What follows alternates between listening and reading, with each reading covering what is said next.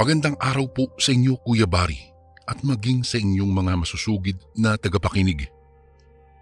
Itago niyo na lang po ako sa pangalang Koki. Nakitira kami noon ng aking asawang si Danica sa probinsya ng Bulacan. Tubong Bicol po talaga ako, pero nang magkakilala kami ni Danica sa Maynila at magsama na kami sa iisang bubong ay mas ninais nito na rito na lamang daw kami sa kanilang probinsya manatili.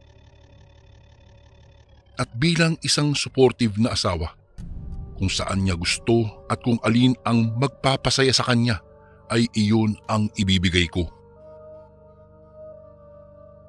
Maayos naman po ang naging buhay namin doon. May maayos naman po akong trabaho kahit papaano. May ipon na rin naman po kami kahit kaunti dahil pareho kaming may pinagkakaabalahan ni Danica. Siya ay nagbabantay ng tindahan namin at ako naman ay namamasukan bilang isang construction worker sa kabilang bayan namin. Hapon na noon at kakauwi ko lang galing sa trabaho nang maabutan kong nagsusuka itong si Danica. Kaya naman mabilis at puno ng pag-aalala ko siyang nilapitan upang alalayan at tanungin kung ano ang nangyari ba sa kanya. Hindi siya makapagsalita noon dahil patuloy pa rin siya sa kanyang pagsusuka. Kaya naman humingi na ako ng tulong sa mga kapitbahay namin upang dalhin siya sa pinakamalapit na ospital. Sobra ang pag-aalala na nararamdaman ko ng mga sandaling iyon, Kuya Bari. Ngunit agad din naman itong napalitan ng tuwa nang ibalita sa amin ng doktor na maayos naman daw ang lagay ng asawa ko. Sa katunayan ay may maganda pa nga po itong ibinalita sa amin. Kaya raw nagsusuka noon si Danica ay dahil 2 linggo na pala itong buntis. Abot langit ang sayang nararamdaman ko noon dahil sa wakas ay magiging tatay na rin ako at mabubuo na rin ang pamilya namin. Matagal na rin po kasi naming pangarap na magkaroon ng anak dahil ito na lamang talaga ang kulang sa amin ni Danica. Kung kaya't nang malaman kong buntis siya ay ipinangako ko talaga sa aking sarili na gagawin ko ang lahat upang maibigay ang lahat ng pangangailangan ng mag-ina ko. Mas nagdoble kayod pa po ako noon, Kuya Bari. Naghanap ng ibang racket na pwedeng pasukan. Nang sa ganoon ay mas mapadali ang pag-iipon namin ng pera para sa panganganak ni Danica. Ayoko na sana siyang pagbantayin pa noon ng tindahan namin dahil ayokong mapagod siya at may mangyaring masama pa sa kanya. Pero siya na mismo ang nagpupumilit na ituloy pa rin daw niya ang kanyang pagtitinda dahil maliit pa lang naman ang kanyang tiyan. Isa pa ay nasa bahay lang naman daw siya kaya kayang-kaya niya pa yun. Wala naman po akong nagawa kung hindi ang payagan na lang siya dahil alam kong hindi rin naman po talaga siya sanay na walang ginagawa sa bahay. Dahil nga po kumuha pa ako ng ibang racket ay halos 1 beses sa 1 linggo na lamang ako nakakauwi sa bahay noon. Ayaw ko mang iwanan ang asawa ko ng mag-isa ay wala akong ibang mapagpipilian dahil para din naman po sa magiging anak namin iyon. Mabuti na lang at naiintindihan naman po niya ako. Pinatitingnan-tingnan ko na lamang po siya sa kapitbahay namin upang may magbabantay pa rin po sa kanya kahit wala ako sa tabi niya. Isang araw, habang abala ako sa paglilinis ng bahay dahil day off ko naman po noon sa trabaho ko kaya nakauwi ako sa bahay namin ay nakatanggap ako ng tawag mula sa aking pamangkin na itago na lang po natin sa pangalang Yulo. Nakiusap po ito sa akin na kung maaari ay makituloy raw muna siya sa bahay namin habang bakasyon pa nila sa eskwela nang sa ganoon ay makabawas daw po sa gastusin niya sa dorm kung sa amin muna siya pansamantalang mananatili. Tinanong ko muna ang aking asawa kung ayos lang ba sa kanya na manatili ang pamangkin ko sa bahay namin at pumayag naman po siya. Anya, mas mabuti nga raw po iyon dahil may makakasama siya at katulong siya sa bahay sa tuwing nasa trabaho ako, lalo't lingguhan pa man din ang uwi ko. Nang araw ding iyon ay bumiyahe rin agad si Yulo. Kaya naman nang sumapit ang hapon ay nakarating na ito agad sa probinsya namin. Masipag na bata naman po ang pamangkin ko, kung kaya't nakakasiguro ako noon na wala kaming magiging problema sa kanya dahil hindi naman ito magiging pabigat sa amin. Ang tanging ipinag-aalala ko lamang sa kanya ay wag na wag niyang pababayaan ang kanyang tita Danica kapag wala po ako, lalo't buntis nga po ito. Buntis ka, tita Danica? Gulat na tanong nito na para bang hindi makapaniwala sa aking mga sinabi. Ay, oo. Kaya nga nagdodoble kayod ang tito Koki mo eh. Isang beses na lang siya sa isang linggo kung makauwi dito dahil sa dami ng kanyang racket na pinasok. Mabuti nga naisipan mong tumuloy para kahit papaano may kasama ako kapag wala ang tito mo. Pinaghahandaan kasi namin ang paglabas ni baby. Matagal na rin namin gustong magkaanak eh. Mahabang litanya ni Danica sa pamangkin ko. Pangiti-ngiti lang naman ito habang hindi maalis ang titig sa tiyan ng asawa ko. Hindi ko naman iyon pinansin dahil baka tulad namin ay excited lang ito sa paglabas ng magiging baby namin. Nang sumapit ang kinabukasan ay kinailangan ko na ulit magtrabaho. Kaya naman ibinilin ko na ang mag-ina ko sa pamangking kong si Yulo. O Yulo, aalis na ako. O sa susunod na linggo ulit ang balik ko. Mag-iingat kayo rito ha. At ikaw Yulo, huwag mong pababayaan ang tita Danica mo ha. Bilin ko sa aking pamangkin. Sunod-sunod naman ang kanyang pagtango sa akin. Kaya nginitian ko na lamang ito. Saka ko sinimulang maglakad papalayo. Kampante akong umalis dahil alam kong mayroong magbabantay sa asawa at magiging anak ko. Dumaan ang mga linggo na naging maayos naman po ang lahat, Kuya Bari. Unti-unti na akong nakakaipon para sa panganganak ng misis kong si Danica at pakonti-konti na rin po akong namimili ng mga gamit para sa magiging baby namin. Kaya naman, nang dumating ang panibagong Sabado, ay hindi na ako makapag-antay pa na matapos ang lahat ng ginagawa ko noon upang makauwi na kaagad dahil day off ko kinabukasan sa trabaho. Kaya lang sakto naman na maraming pinagagawa sa amin ang boss namin kung kaya't medyo ginabi rin po ako papauwi. Ganon pa man ay masaya at puno ng pananabik ko pa ring binaybay noon ang daan papauwi dahil makikita ko na ulit ang aking asawa. Bago ko po ipagpatuloy ang kwentong ito ay may request sana ako sa iyo kasundo. Isang pindot lang ito kasundo sa subscribe button namin.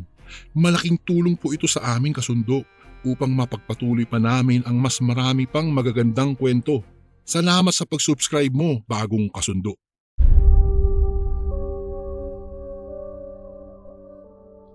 Subalit, lingid sa aking kaalaman noon ay isang hindi inaasahang pangyayari pala ang sasalubong sa akin. Ang tuwa na nararamdaman ko noon ay agarang napalitan ng takot nang pagbukas ko sa pintuan ng aming bahay ay sumalubong sa akin ang isang nilalang na nakapatong sa aking asawa na mahimbing na natutulog. Mapula ang mga mata nito. May maitim na balahibo, mahahabang kuko at mahabang dila. Wala akong sinayang na sandali at mabilis kong kinuha noon ang patalim na nasa likod lamang ng pintuan. Agad kong tinaga ang nilalang na iyon na nasa harapan ko lamang. Ngunit agad siyang nakaiwas. Sa pangalawang pagkakataon ay muli ko na namang iwinasiwas ang sandatang hawak-hawak ko at sa pagkakataong iyon, bagamat muli siyang nakaiwas ay nadaplisan ko naman ito sa may bandang tagiliran. Muli ko pa sana itong tatagain, ngunit natigilan na lang ako nang marinig na sumigaw ang asawa kong si Danica. Natataranta siya noon dahil marami ang dugo na dumadaloy sa kanyang mga hita. Kung kaya't mas inuna ko muna siyang dali-daling nilapitan at inalalayan. Sa puntong iyon ay iyon na ang nakuhang pagkakataon ng aswang upang tuluyang makatakas. Dumaan ito sa bintana at doon tumalon. Mabilis naman itong nawala sa paningin ko. Ganun pa man, kahit ganoon katindi ang galit at pagnanasa ko na mapatay ito, ay mas inuna ko pa ring intindihin ang aking asawa dahil baka kung ano pa ang mangyaring masama sa kanya. Kapag ka nagkataon ay hindi ko talaga mapapatawad ang aking sarili. Humingi ako ng tulong upang madala siya sa hospital. Mabuti na lamang ay may sasakyan noon ang isang kapitbahay namin kung kaya't agad namin siyang naitakbo sa hospital. Habang nasa labas ako noon ng kwarto ay hinihintay na lumabas ang doktor upang malaman ang kalagayan ng asawa ko. Hindi ako mapakali at patuloy sa paglakad-lakad. Nagdarasal na sana ay maging maayos siya at ang magiging anak namin. Matapos ang ilang sandali ay lumabas na ang doktor na blanko ang ekspresyon ng kanyang mukha. Kaya naman hindi ko maiwasang kutuban ng masama. Nilapitan ko siya, Kuya Bari, at sunod-sunod na tinanong. Subalit tanging paghingi lamang ng pasensya ang ginawa nito. Kahit hindi niya direktang masabi sa akin ang nais niyang sabihin, ay alam ko na iyon. Kaya naman hindi ko napigilang mapaluha at mapahagulgol ng mga sandaling iyon. Dala ng labis na galit ay pinagsusunto ko na rin ang pader ng hospital. Ilang sandali pa ay dumating na ang mga gwardya at pinagtulungan na pakalmahin ako. Noong mahimasmasan ay pumasok ako sa kwarto kung nasaan ang aking natutulog na asawa.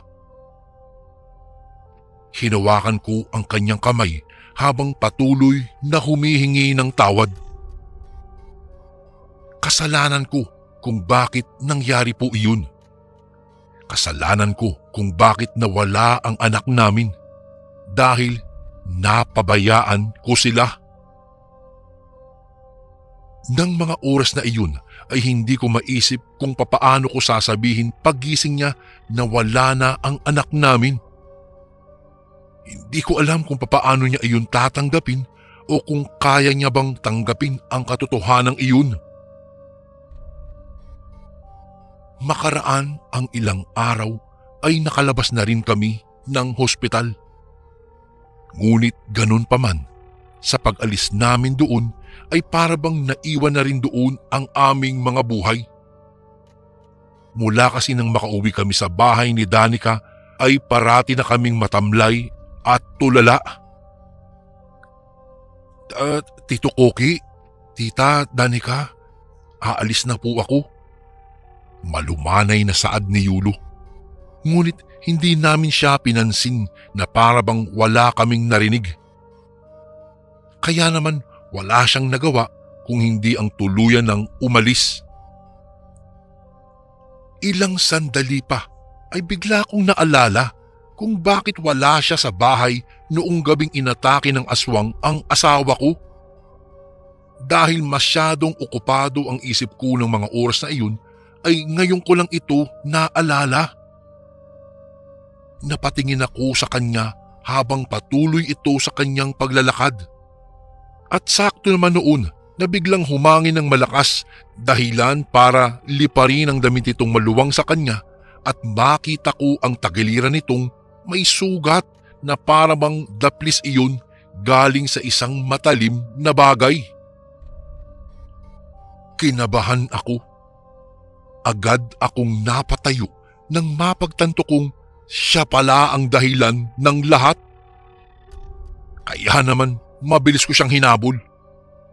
Sa kasawiang palad ay hindi ko siya nagawang abutan dahil bigla na lamang itong nawala sa paningin ko.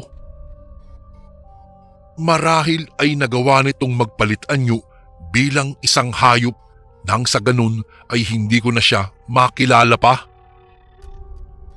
Bakit hindi ko ba naisip na isa palang aswang ang pinatira ko sa aming bahay? At kung bakit niya nagawa iyon sa kanyang sariling kamag-anak? Hanggang ngayon po ay hindi ko pa rin magawang kalimutan ang pangyayaring iyon, Kuya Bari. Labis-labis ang aking pagsisisi na ipinagkatiwala ko ang aking asawa at ang sanay magiging anak namin noon sa pamangking kong hindi naman pala mapagkakatiwalaan. Masyado akong naging kampante sa kanya at inakala kong kilala ko na talaga siya. Nagkamali pala ako, Kuya Bari. Hindi ko kaagad naisip noon na maaaring namana nito ang kanyang pagiging aswang sa kanyang ama, kung kaya nagawa itong hiwalayan ng kapatid ko. Ganun pa man, ang pangyayaring iyon ay nagsilbing aral sa akin na wag basta-basta magtitiwala at magpapatira sa iyong bahay ng kung sino-sino at kahit kamag-anak mo pa. Dahil katulad ko, hindi ko alam, aswang na pala ang pinatira ko sa aming bahay. Sa ngayon po, Kuya Bari, kahit papaano ay maayos na po ang buhay namin ni Danica. Nabiyayaan na rin po kami ng panibagong supling at medyo malaki na rin siya ngayon. Isang pangyayari ang hindi ko malilimutan na minsang dumagok sa aming buhay nang magpatira ako ng isang aswang na pamangkin. Hanggang dito na lang po ang aking kwento, Kuya Bari, at sana po'y piliin niyo rin po itong basahin sa mga susunod na araw. More power po sa Ang Sundo Horror Stories. Lubos na gumagalang, Koki.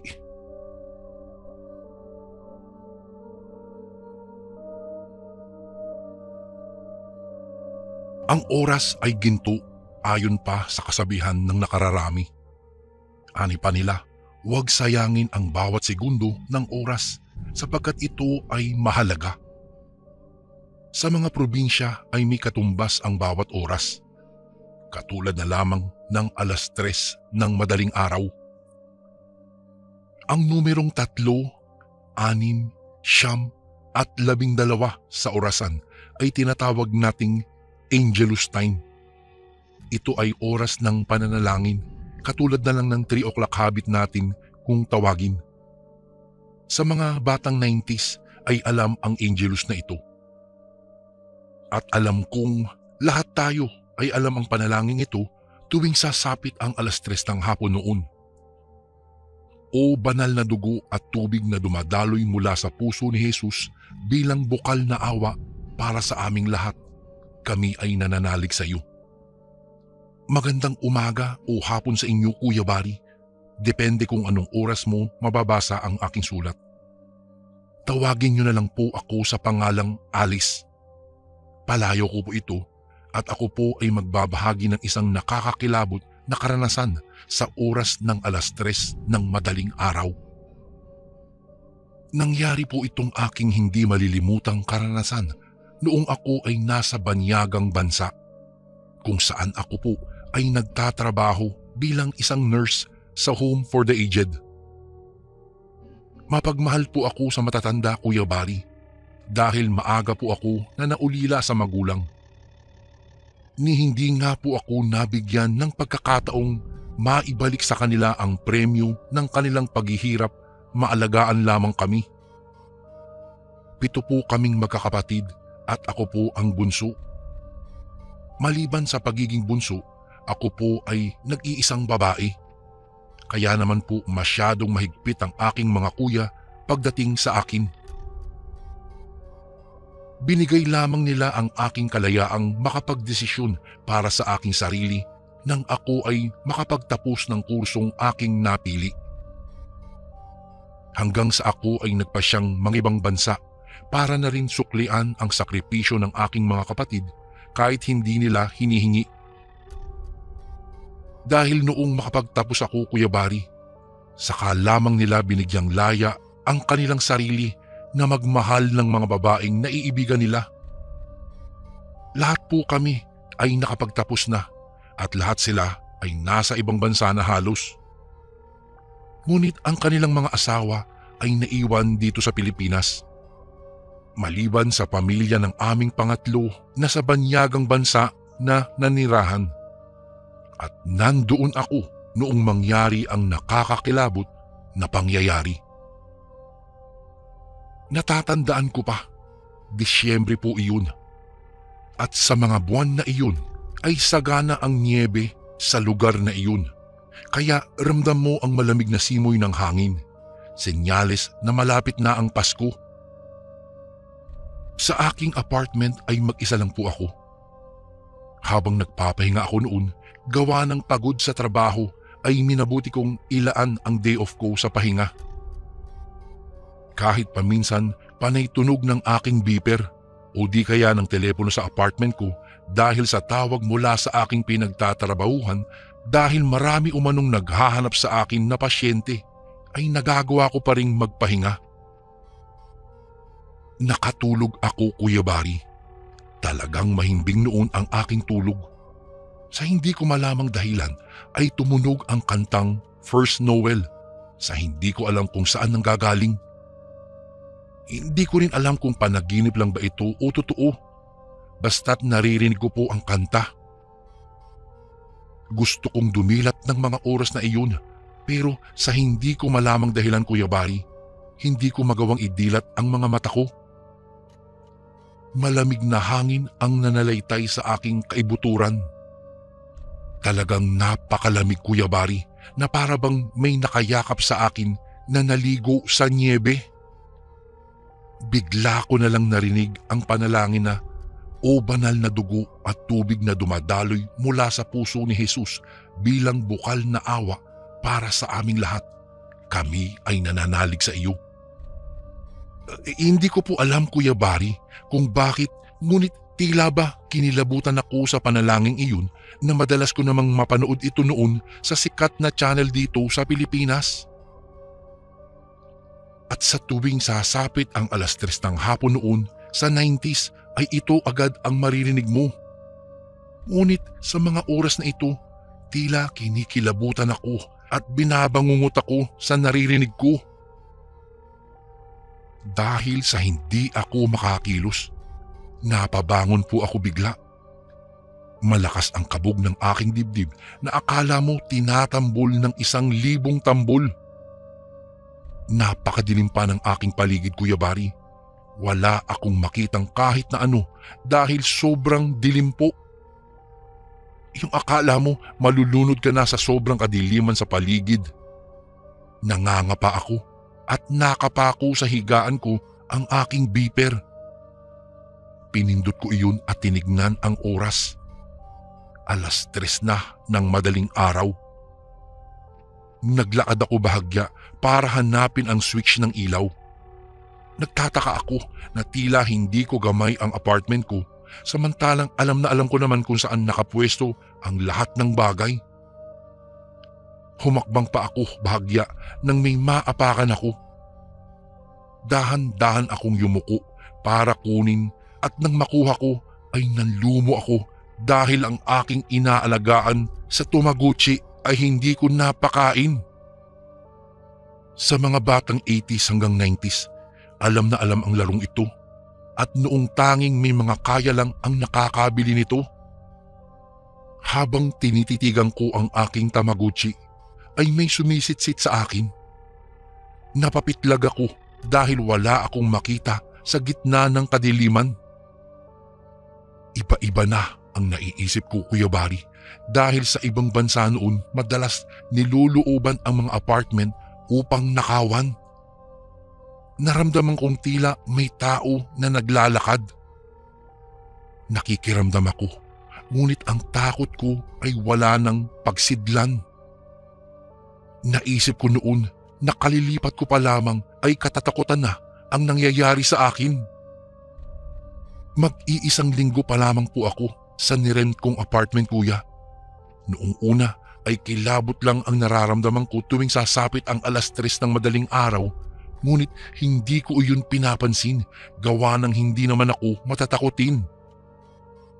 Kung kaya't naisip ko na lamang na baka namamahay lang ako. Ayaw pa sana akong payagan ng kapatid ko at asawa niya na lumipat, ngunit ako ang mapilit dahil nahihiya na rin ako sa kanila. Bago ko po ipagpatuloy ang kwentong ito ay may request sana ako sa iyo, kasundo. Isang pindot lang ito, kasundo, sa subscribe button namin. Malaking tulong po ito sa amin, kasundo, upang mapagpatuloy pa namin ang mas marami pang magagandang kwento. Salamat sa pag-subscribe mo, bagong kasundo. Natigil, Kuya Bari, ang pagmumuni-muni ko nang tumunog ang Angelus Prayer. Galing iyon sa recording tape ko na galing pa sa Pilipinas. Bago ako umalis, nag-record ako ng panalangin sa 3:00 ng hapon upang mapakinggan ko sa ibang bansa. Napatakip ako, Kuya Bari, ng aking bibig nang tila ba narinig ng magnanakaw. Agad akong napaupo sa gilid ng aking kama at nag-uumiyak. Nang makabawi ang aking mga mata sa kadiliman ay halos siklaban ako ng takot, Kuya Bari. Nakatingin sa akin ang 2 lalaki na hindi ko alam kung saan ko nakita dahil namumukhan ko ang mga ito. Napangisi sila sa akin, kuya. Habang ako naman ay takot na takot. Nagwika sila sa salitang Ingles na sa wakas ay mapapasa akin din. Saka binanggit ang pangalan ng isang babae. Alam kong hindi ako iyon. Naggulat ako, Kuya Bari, nang may tumayong babae mula sa pwesto ko.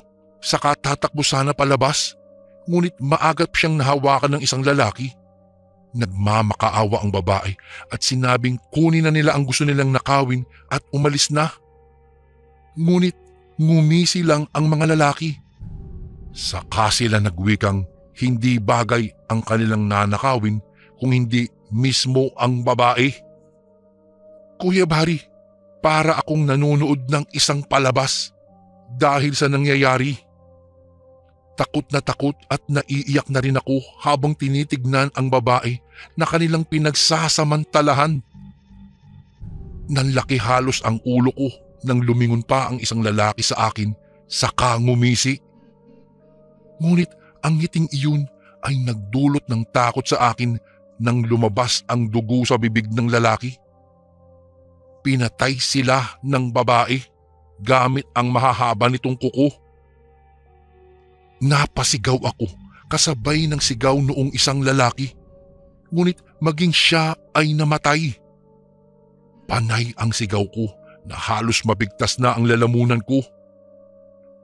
Nanlaki ang aking mga mata, Kuya Bari, nang lumapit sa akin ang babae.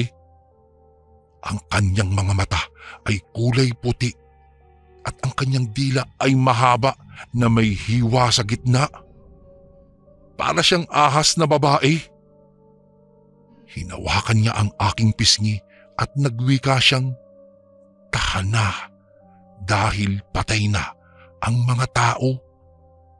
Ganoon sila kalupit, anak, kaya mag-iingat ka." Wala po akong maunawaan dahil sa takot, ngunit pakiramdam ko ay yumakap ako sa kanya.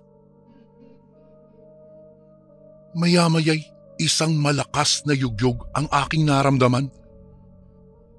Pagkamulat ko ay nakita ko ang aking landlord at ang kapitbahay kong unit na nag-aalala. Napabalikwas ako ng bangon. Napatingin ako sa orasan at nakita kong 3:30 na ng madaling araw.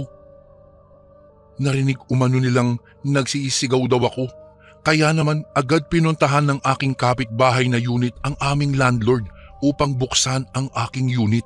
Ngunit hindi rin pala ito nakalak. Dinala nila ako sa lobby kung saan may kapihan. Doon ko napagtanto na hindi pala ako kumain at gutom na gutom ako. Tinanong nila ako kung ano ang nangyari at ikiniwento ko sa kanila ang lahat. Nagulat sila sa sinabi ko, ngunit mas nagulat ako sa mga sinabi nila. Ayon sa landlord ko, maraming tenant na pala ang hindi umabot ng 1 buwan sa unit na iyan. Dahil katulad ng panaginip ko, nararanasan din nila iyon tuwing sasapit ang 3:00 ng madaling araw, Disyembre 13, araw ng Biyernes. Sa araw daw na ito ay may 2 lalaking nanloob sa apartment na iyon. May nakatira umanong mag-ina sa unit ko. Hindi palagala o lumalabas ang nanay ng bata. Makikita lang nila itong lumalabas kapag namamalengke o mag-grocery. Ihahatid ang anak sa school at susunduin. Pagkatapos ay mananatili lang ito sa loob ng unit nila. Mababait naman daw ang mag-ina dahil consistent silang magbayad ng renta. Walang palya at delay, minsan advance pa nga. Nakita na lang daw ang katawan ng ina na nakahandusay, ngunit ang bata ay nakikita nilang nakatulala lang. Tinanong ko kung nasaan ang bata. Ang sabi nila ay nawala na lamang sa lugar kung saan dinadala ang mga batang nauulila. Ang sabi pa ng ilang bata ay kinuha daw ng babae at ang pagkakalarawan ng mga bata sa babae ay sakto sa itsura ng ina ng bata. Maraming haka-haka na may mahika ang babae at pinalabas lang nila na patay siya upang hindi siya mapagbintangan sa pagkamatay ng 2 lalaki. At kung saan man sila ngayon, silang 2 lang ang nakakaalam. Matapos kong marinig iyon ay nanlumo talaga ako, Kuya Bari. At ang hindi ko inaasahan ay nangyari muli. Dumating ang gabi. Dahil sa pagod ko ay maaga akong nakatulog. Sa sobrang pagod ko ay feeling ko naghihilik ako sa tindi ng pagod ko sa maghapong trabaho. Noong nasa kalagitnaan ako ng aking mahimbing na tulog, nagising ako dahil sa isang sit-sit. Napamulat ako at nagmasid ako sa aking paligid. Kinuha ko ang aking beeper sa tabi ng mesa at kinabahan ako nang makita kong 3:00 na naman ng madaling araw. Kinuha ko ang aking kumot at nagtalukbong ako dahil sa tindi ng takot. Maya-maya ay narinig ko muli ang sit-sit. Sst! Napapikit na lang ako at napadasal na sana'y matapos na ang kababalaghang ito. Ilang sandali lang ay biglang tumahimik ang paligid. Nakiramdam ako. Pagmulat ng aking mga mata at pag-unat ng aking mga paa. Halos mawala ang aking kaluluwa noong makita ko sa loob ng kumot ang isang batang babae na nakangiti sa akin. Oo, Kuya Bari, nasa loob siya ng aking kumot. Sa tindi ng takot ko ay napabalikwas ako sa aking kama at sinubukang tumakbo palabas ng pinto. Ngunit bago ko marating ang pintuan ay tumambad naman sa akin ang isang matandang babae na nakangisi sa akin. Nakataas ang kanyang 2 mga kamay na parang gusto akong yakapin. Dahil sa tindi ng takot ko at sa kagustuhang makawala sa bangungot na aking nararanasan, tinakbo kong pilit ang pintuan at dinaanan ang matandang babaeng nakangisi. Parang isang malamig na hangin na ako'y tumagos sa babae at ako'y nagsisigaw pagkalabas ko. Nagising ang mga taong nangungupahan sa tabi ng aking apartment at tinanong nila ako kung anong nangyari habang ako naman ay patuloy na bumaba sa hagdanan. Hanggang sa makasalubong ko ang aking landlord na papauwi pa lamang. Iyak ako ng iyak, Kuya Bari, at ikinuwento ko sa kanya ang lahat ng nangyari at nagdesisyon na ako na aalis na ako sa lugar na iyon ora mismo. Matapos po ang pangyayaring iyon, Kuya Bari, ay tuluyang umalis na talaga ako sa apartment na iyon. Kagaya po ng mga dating nakatira doon, hindi ko rin kinaya ang kababalaghang nagpaparanas tuwing sasapit ang 3:00 ng madaling araw. Magpasa hanggang ngayon ay nanatiling mahiwaga ang mag-ina na iyon. Matapos ko pong umalis sa apartment na iyon ay wala na akong naging balita pa. Ito po ang karanasang hindi ko po malilimutan, kaya ko po ito isinulat sa inyong channel, Kuya Bari. Hanggang dito na lang po ang aking kwento. Salamat po, Kuya Bari, kung sakaling mapili mo po itong kwento ko. Dagdag ko lang, kaya din siguro madalas akong makarinig ng panalangin sa 3:00 ay hindi na ako nagsisimba noon sa ibang bansa dahil sa aking trabaho. Pero ngayon po na nasa Pilipinas na ako ay nagsisilbi na ako sa aming simbahan kasama ng aking asawa na isang pastor. Salamat pong muli, Kuya Bari, and God bless po sa lahat ng nakikinig ngayon. Lubos na gumagalang, Alice.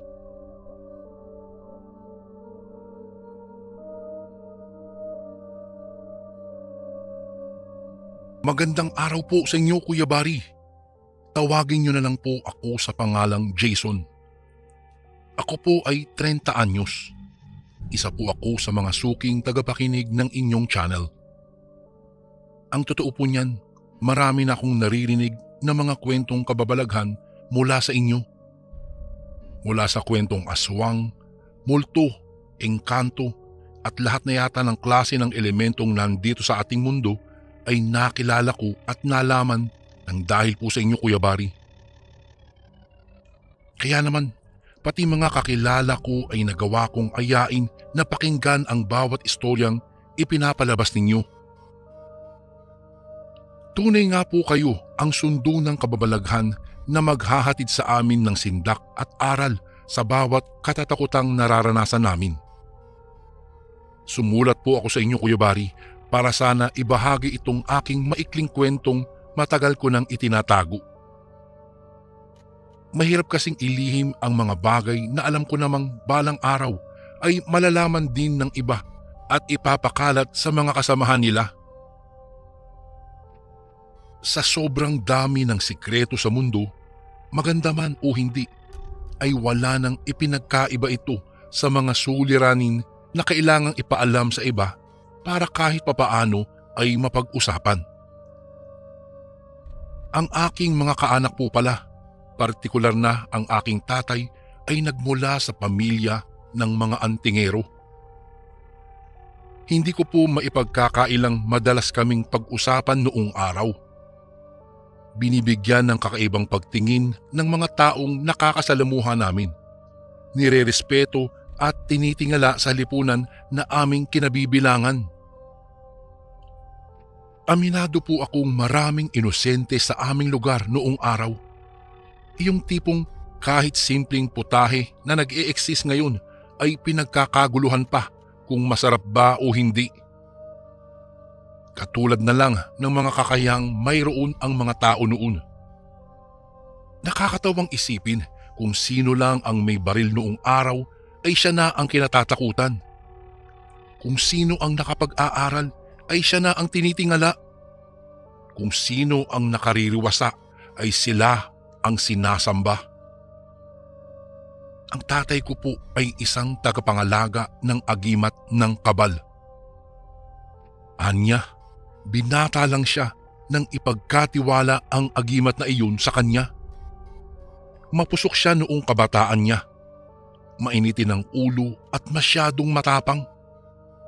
Siguro po ipinagkatiwala ito sa kanya para malaman kung karapat-dapat nga ba siya sa nasabing agimat o hindi. Namimili daw kasi ang agimat ng mga taong gusto nilang maging tagapangalaga nila. Isinailalim nila ang bawat taong gusto nila sa mga mahihirap na pagsusubok na magpapalabas ng kanilang tunay na ugali, tapang at taglay na katalinuhan sa pakikipaglaban. Kwento po sa akin ni tatay, uso ang mga nakawan noong kabataan niya. Marami sa mga tao ang nabiktima dahil ang mga taong tinatawag na magahat noong araw ay tinaguriang mababagsik pa sa mga kriminal.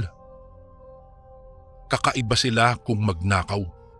Hinahaluan ng pang-aabuso sa mga taong pinagnanakawan nila at ang pinakamasaklap ay pinagpapapatay pa ang mga ito.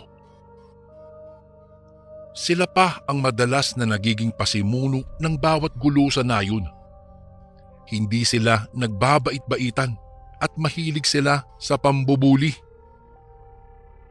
Kaya naman walang may gustong makasalamuha ang mga ganitong klasing taong kagaya nila.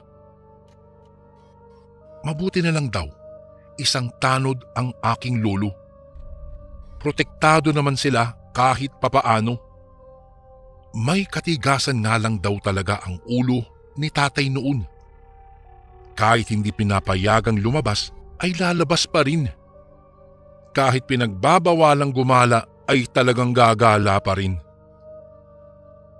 Kapag napapagalitan, ay tila bingi na lalabas lang at magpapatuloy sa gusto niyang gawin kahit alam niyang hindi na ito kalugod-lugod sa mga mata ng kanyang mga magulang. Marami ang mga magulang sa nayon na iniiwasan ni tatay na maging kaibigan ng kanilang mga anak. Makita pa lang nila ang mga ito na kasama si tatay ay nanggagalaiti na sa galit ang mga magulang. Hindi na tuloy siya naging isang magandang ehemplo ng ibang bata noon sa aming lugar. Tingin nila sa aking ama ay nananakit at mapang-abuso. Kahit sa totoo lang ay hindi naman talaga, Kuya Bari. Aminado naman si tatay na may katigasan ang kanyang ulo at madalas silang hindi magkasundo ni lolo, pero hindi naman siya umabot sa punto na ipinahiya na ito.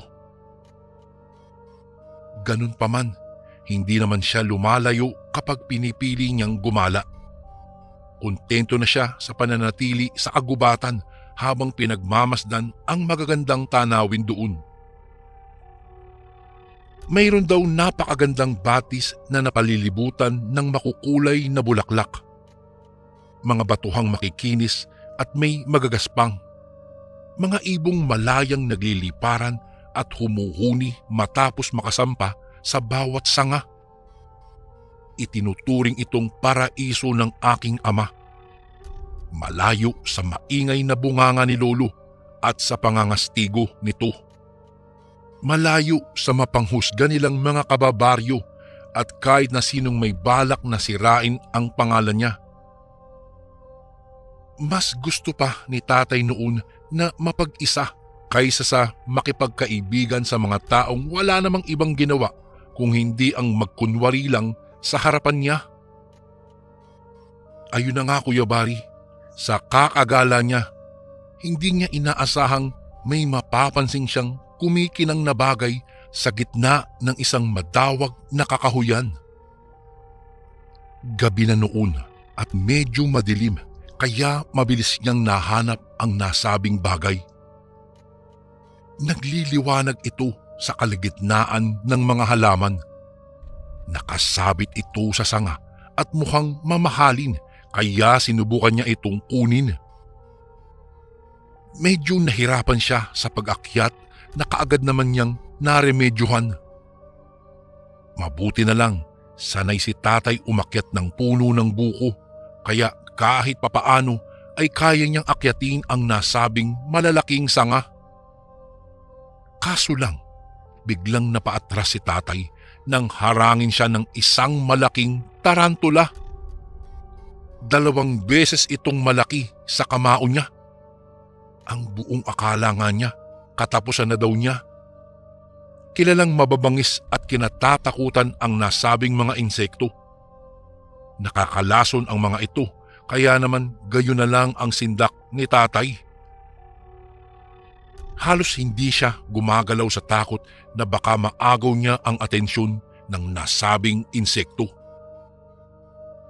Wala pa naman siyang ibang panlaban maliban sa kutsilyong dala-dala niya sa bulsa. Napagtanto niyang ang tarantula pala ang tagapagbantay ng nasabing kumikinang na bagay. Bilog at tila ba pwedeng gawing palawit sa kwintas. Napalunok siya nang makita ang taba at laki ng tarantula. Kaya siya nitong kagatin at patayin sa isang iglap lang. Ikinalma niya ang kanyang sarili. Dahil mabilis namang mag-isip si tatay, nakahanap kaagad siya ng paraan para malinlang niya ang nasabing malaking insekto. Bago ko po ipagpatuloy ang kwentong ito ay may request sana ako sa iyo kasundo. Isang pindot lang ito kasundo sa subscribe button namin. Malaking tulong po ito sa amin kasundo upang mapagpatuloy pa namin ang mas marami pang magagandang kwento. Salamat sa pag-subscribe mo, bagong kasundo.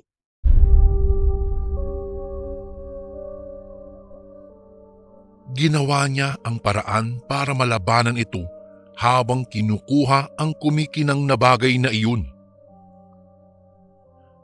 Noong magtagumpay si tatay, ginawa niyang pendant ang natagpuan at kinabit sa kwintas saka isinuot sa kanyang liig na parang tropeyo.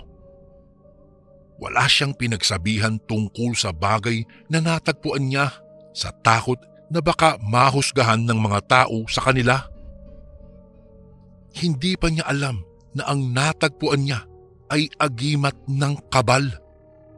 Isang uri ng agimat na sino man ang may suot noon ay hindi kailanman tatablan ng talim ng kahit na anong sandata kagaya ng kutsilyo, bolo o kahit samurai. Kailangan nga lang daw na huwag abusuhin ang taglay nitong kakayahan dahil nawawalan din daw ito ng bisa kapag ang isang taong tagapangalaga nito ay may sinuway na batas na mayroon ang isang agimat. Nadiskubre niyang isa pala itong kabal nang magkaroon ng kaguluhan sa palengke kung saan napadaan lang siya. May isang ginang na sumigaw nang hablutin ng isang magnanakaw ang hawak niyang bayong. Alam ni tatay na napakadelikado ng magnanakaw dahil may hawak itong patalim, pero hindi niya maintindihan ang kanyang sarili kung bakit humarang siya sa daraanan nito imbis na hayaan na lang niya itong makatakas. Pinandilatan siya ng mga mata ng lalaki at saka hinugot ang dala nitong kutsilyo.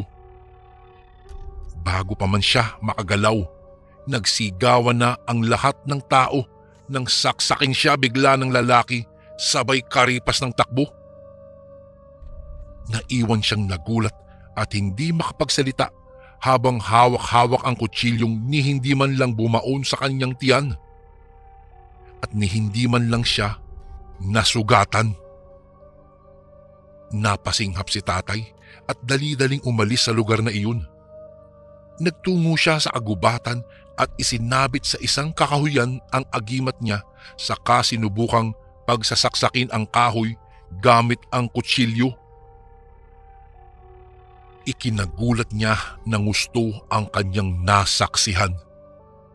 Ni hindi man lang nagalusan ang matandang kahoy na pinagsasaksak niya. Sa halip, ang kanyang kutsilyo ang naputol na animoy hindi kayang sugatan ang katawan ng malalaking punong kahoy. Kung kaya't dito na napagtanto ni tatay na hindi biro ang kakayahang taglay ng kanyang agimat. Nagsimula siyang magtanong-tanong sa mga nakakatanda tungkol sa kabal, pero kahit kailan hindi niya ipinagtapat ang katotohanang siya man ay tagapangalaga ng nasabing agimat. Napag-alaman niyang ang nasabing anting-anting ay nagmula pa sa mga bayaning ninuno noong unang panahon.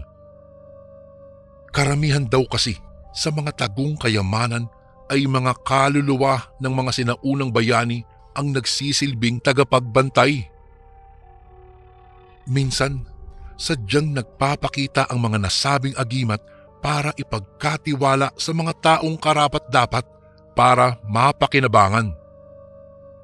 Ito po ang dahilan kung bakit napunta kay tatay ang agimat ng kabal. Mabuti na lang, ginamit niya ito sa kabutihan. Hindi na mabilang kung ilang beses nang nagligtas ng buhay si tatay sa aming lugar.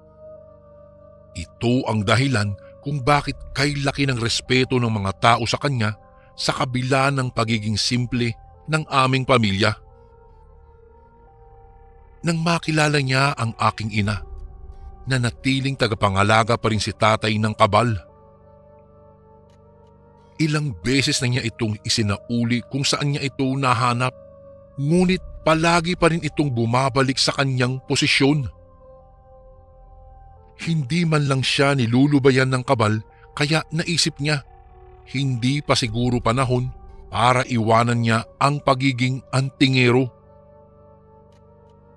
Ginawa niya ang lahat para maging mabuting asawa at tagapangalaga ng anting-anting.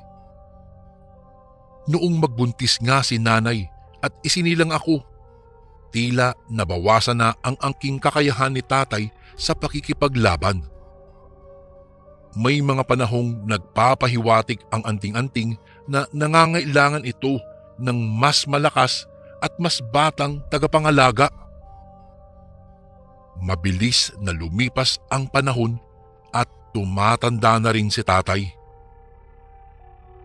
Noong ipagdiwang ko ang aking ika-21 kaarawan, kinausap ako ng masinsinan ng aking ama. Ipinagtapat niya sa akin ang tungkol sa kabal. Ipinaliwanag niya sa akin ang mga bawal at hindi pwedeng gawin ng nasabing agimat. Kalaunan, ipinamana ito sa akin. Wala naman akong ibang mapagpipilian kung hindi ang tanggapin ito bilang anak niya at nag-iisang tagapagmana. Kung ano ang ginagawa niya noon, sinusunod ko naman ito ngayon. Alam kong hindi biro ang mismong nakaatang sa mga balikat ko, pero ito siguro ang landas na kailangan kong tahakin. Tuwing sumasapit ang araw na itinakda, dinadala ko sa gitna ng kagubatan ang minana kong agimat. Sinusubo ko ang tibay at kapangyarihang meron ito. Inaalagaan at pinapakain ko ito ng mga orasyon at dasal upang maging epektibo sa lahat ng panahon. Kailangan kasi itong konsagrahin o buhayin. Marami siguro ang hindi maniniwala sa akin. Bilang patunay, higit na malakas ang nasabing mga bagay sa araw ng Semana Santa. Ngunit wala namang pilitan kung sino ang gustong maniwala o hindi. Basta't ang alam ko lang, Kuya Bari, hindi inirerekomenda ng simbahan ang pagtatago o pangangalaga ng kahit sino man sa mga anting-anting sa kadahilanang hindi naman ito mula sa Panginoon. Ang mga anting-anting ay pakawala ng engkanto at iba pang uri ng elemento sa ating mundo. Sila ang nagsisilbing espiritu ng ating kalikasan. Sila ang pinagmumulan ng mga enerhiyang nabubuo at nagiging bato na siyang natatagpuan ng mga taong karapat-dapat. Ngunit sa kaso ko, Kuya Bari, hindi lang ako basta itinakda, kung hindi tagapagmana na din ng nasabing anting-anting. Marami-rami na rin akong nakasagupang masasamang loob na ginamitan ko ng aking lakas at talino. Sa tulong ng agimat ng kabal ay nagtatagumpay ako lagi. Naalala ko, katatanggap ko lang noon sa agimat nang may mangyaring hindi ko inaasahan. Inakyat kami ng mga magahat sa bahay. gusto nilang patayin ang aking ama. Napakatalas ng pakiramdam ko dahil malayo pa lang ang mga masasamang loob ay naaamoy ko na sila. Kaagad kong pinatago ang aking mga magulang at sinabi sa kanila na hindi naman ako masasaktan. Sinigurado kong hindi sila matatagpuan at hinarap ko ang mga magahat. Giniba nila ang aming pintuan, saka sila walang babalang pumasok doon. Nilibot nila ang tingin sa kabuuan ng aming bahay pero hindi nila alam na nakatingin na ako sa kanila habang nagtatago ako sa dilim. Nang simulan na nilang hanapin si tatay, ay hindi na ako nag-aksaya pa ng oras, Kuya Bari. Kaagad ko silang inatake at ibinuhos ang lakas sa pakikipaglaban sa kanila. Sinubukan nila akong saksakin pero hindi sila nagtagumpay dahil nga sa anting-anting na mayroon ako. Kalaunan, naiharap ko ang mga magahat kay tatay. Labis-labis ang takot nila sa pag-aakalang papatayin ko sila na hindi naman nangyari. Nangako naman sila na hindi na kami guguluhin pa at humingi pa nga sila ng tawad. Ang isang antingero, Kuya Bari, ay brutal pumatay sa makatarungang paraan. Hindi po lahat ng may pinangangalagaang anting-anting ay abusado dahil may mga takot din naman kami sa Panginoong Diyos. Sa ngayon po, naririto pa din naman kami sa aming tirahan at tagapangalaga pa din ako ng anting-anting. Masarap po maging isang antingero, Kuya Bari. Basta't nasa katwiran at hanap ay katarungan para sa kabutihan. Dito ko na po tatapusin ang aking maiksing kwento tungkol sa agimat ng kabal. Hanggang dito na lang po, and more power po sa inyong channel. God bless po sa lahat ng nakikinig ngayon. Lubos na gumagalang, Jason.